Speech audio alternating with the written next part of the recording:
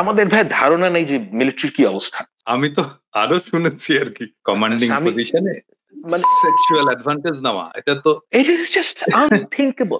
মানে একটা জেনারেল লেভেলের লোক তার মেয়ের থেকে কম বয়সী র্যাঙ্ক পাওয়া মেয়েদেরকে সে সেক্সুয়ালি অ্যাবিউজ করেছে।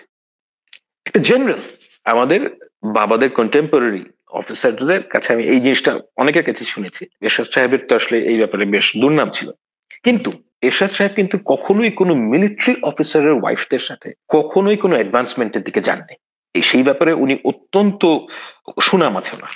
আর আমাদের দেশের এখনকার জেনারেলরা ফোর্সের এগুলো এগুলো বলা খুব ডিফিকাল্ট। আমি আরেকটা এক্সাম্পল দিই, মানে যখন বিডিআর কার্নেসটা হলো ওই সময় আমাদের এইচআর ম্যানেজার ছিল একজন এক্স মেজর আর কি। তো আমাকে বলছে সে যে স্যার আপনি জানেন যে একজন আর্মি অফিসার সে কোন জিনিসটাকে সবচেয়ে বেশি ইয়ে করে প্রোটেক্ট করতে চায়, সেটা হচ্ছে যে ডিগনিটি, মহিলাদের ডিগনিটি, আর্মি অফিসারদের ডিগনিটি, আর্মি অফিসারদের ওয়াইফদের ডিগনিটি। আমাকে সে বলছে যে আপনি কখনোই দেখবেন না যে আর্মি অফিসারের ওয়াইফকে কোনোভাবে অসম্মানিত করেছে কেউ, সেটা একজন আর্মি অফিসার মেনে নেবে, কখনোই মেনে নেবে।